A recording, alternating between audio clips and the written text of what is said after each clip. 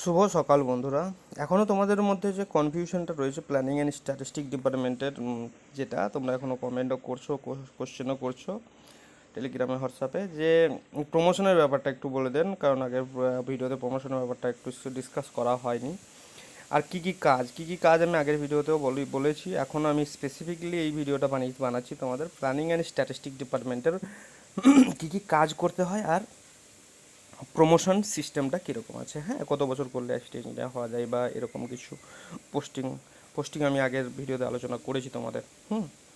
তো চলো শুরু করা যায়। প্রথমে জব প্রোফাইল যখনই তোমরা একটা প্ল্যানিং মানে ব্লক প্ল্যানিংয়ে একজন যেইকে পোস্টিং দেওয়া হবে ব্লকে, তখন তার কোনো স্পেসিফিক কাজ এরকম নেই। যেমন ধরো কোনো অন্য কোনো ডিপার্টমেন্টে, যেমন ধরো ইরিগেশন রিলেটেড কাজ, পিএইচ রিলেটেড কাজ, পিডাব্লিউ রিলেটেড কাজ, একটা ব্লকে পোস্টিং করলে এরকম কোনো স্পেসিফিক কাজ হয় না যে তোমার থাকবে।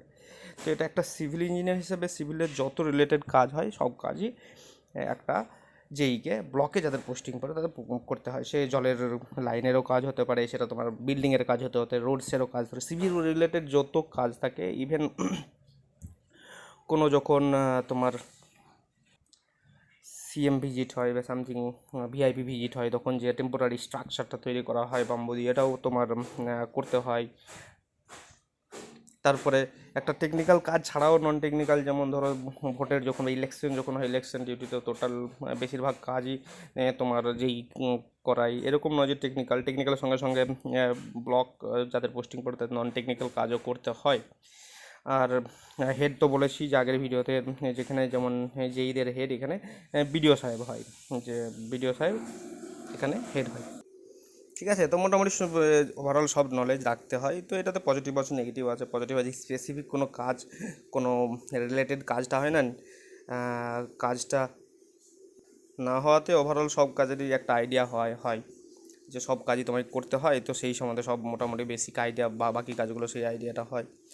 আর নেগেটিভ হচ্ছে ধরো তোমার টেকনিক্যাল ছাড়াও নন টেকনিক্যাল কাজও করতে হয়, টেকনিক্যাল সব কিছু জগা খিচুড়ি হয় একসঙ্গে, এই জিনিসটা ব্যাপারটাও হয়। যাই হোক, এটা তোমাদের উপর আমার ইনফরমেশন দেওয়ার, সেটা আমি তোমাদের দিচ্ছি।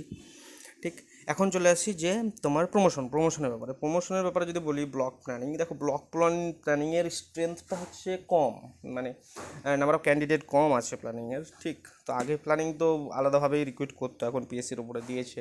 তো পিএসসি নিয়ে আমি বলেছি যে ওটা ডিএমের হেডে দিয়ে দেয়, ডিএম তখন হেড হয়ে যায়, ডিএমই কন্ট্রোল করে।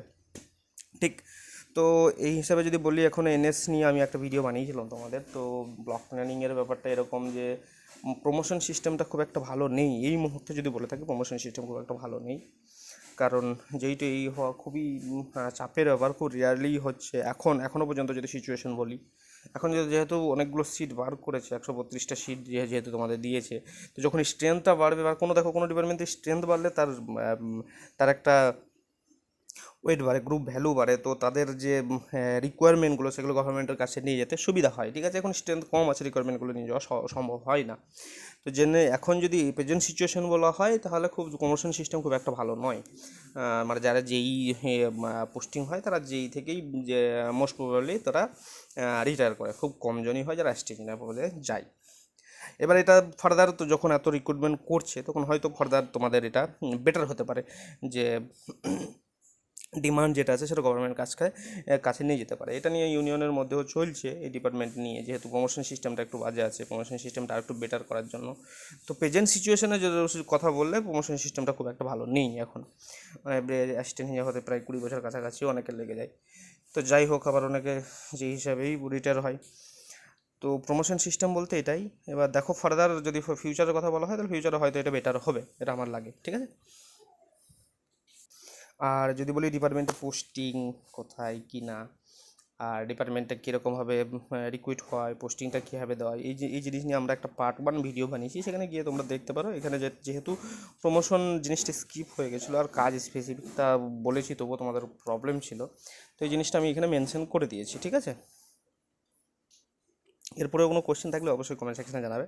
ফ্রিকোয়েন্টলি আস্কড কোশ্চেন বা কোশ্চেন অ্যান্সার সেশনে আমি এগুলো রিপ্লাই দিয়ে দেবো। ঠিক আছে, হ্যাঁ, তো যখন কমেন্টে রিপ্লাই দেওয়া হবে না ইন্ডিভিজুয়ালি, তখন আমি কমেন্ট যেগুলো করেছি সেটা নিয়ে রিপ্লাই দিয়ে একটা ভিডিও আমি তোমাদের বানিয়ে দেবো। ঠিক আছে, চলো সবাই সুস্থ থাকো, ভালো থাকো, পড়াশোনা বুস্ট করো।